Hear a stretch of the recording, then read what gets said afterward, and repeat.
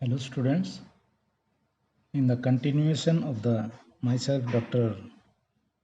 K.K. Chaudhary, we will discussing about the factors affecting the oxygen hemoglobin dissociation curve, a binding of hemoglobin, a affinity of hemoglobin with the oxygen.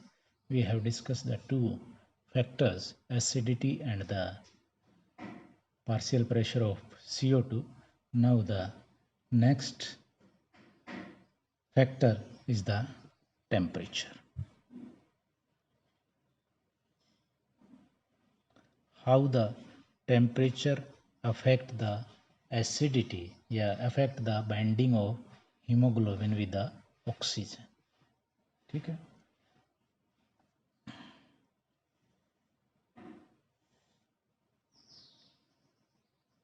वही आप बनाओगे.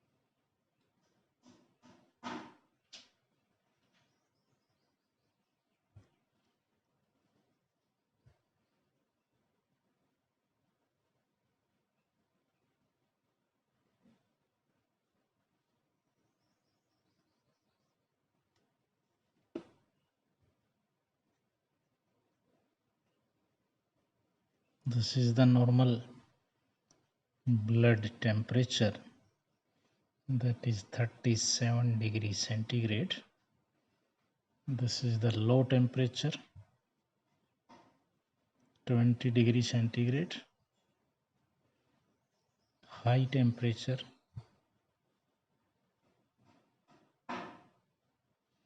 that is 43 degrees centigrade. We are discussing about the factors, and the third factor, that is the temperature. Okay, within the limits, the temperature increases, so does the amount of oxygen released from hemoglobin. ठीक है, within limit, as the temperature increase, the amount of oxygen released from the hemoglobin. Heat is a byproduct of metabolic reactions of all the cells, and heat is released by contracting muscle fibers tend to raise the body temperature. ठीक है, तो metabolically active cells require more oxygen and liberate more acid and heat. समझ में आ रहे हो कि जब heat क्या है, बाई प्रोडक्ट है, कि भाई जितनी भी मेटाबॉलिक रिएक्शंस होंगी तो बॉडी में क्या होगी, हीट बढ़ेगी कि नहीं बढ़ेगी, है ना. हीट कैसे बढ़ेगी, जो मसल्स हैं कॉन्ट्रैक्ट होंगी, रिलैक्स होंगी, उससे बॉडी का टेम्परेचर बढ़ेगा. तो मेटाबॉलिकली जो एक्टिव सेल्स हैं वो, उन्हें क्या चाहिए, ज़्यादा ऑक्सीजन चाहिए, और ज़्यादा ऑक्सीजन यूज़ करेंगे तो रिलीज क्या होगी भाई, CO2 में ही तो कन्वर्ट होगी, CO2 ज़्यादा रिलीज होगी, और CO2 ज़्यादा रिलीज होगी तो then CO2 combined with the form water in the presence of the enzyme carbonic anhydrase, and it form the carbonic acid which dissociate into the hydrogen ion and the bicarbonate ions. नहीं, which bicarbonate ions. ठीक है, तो ज़्यादा heat यानी कि ज़्यादा metabolic reaction, ज़्यादा metabolic reaction यानी कि ज़्यादा ऑक्सीजन का यूज़, और ज़्यादा ऑक्सीजन का यूज़ तो ज़्यादा CO2 का रिलीज, और ज़्यादा CO2 का रिलीज तो ज़्यादा एसिड का प्रोडक्शन. ठीक है, तो acid and heat in turn promote the release of oxygen from oxy haemoglobin. Fever produces similar result. In contrast, during hypothermia यानी कि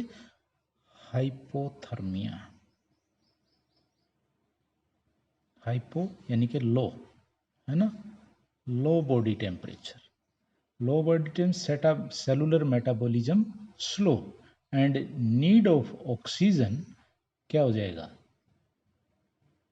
reduced, and more oxygen remains bound to haemoglobin. it shifts the left into the saturation curve.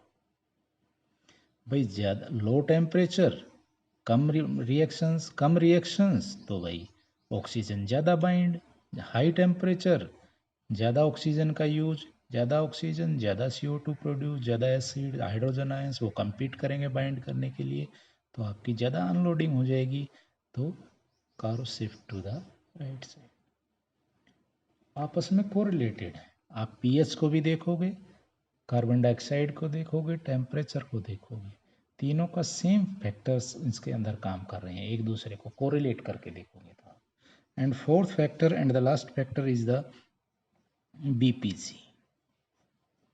BPG या इसको हम कहते हैं 2,3 बाईफॉस्फोग्लिसरेट।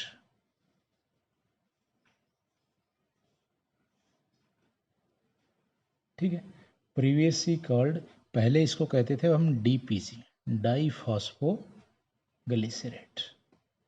Decrease the affinity of hemoglobin for oxygen and thus help unloading oxygen from hemoglobin. BP is formed in the red blood cells when they break down glucose to produce ATP in the process glycolysis. ठीक है, ये glycolysis का by product है, glycolysis का by product है BPC.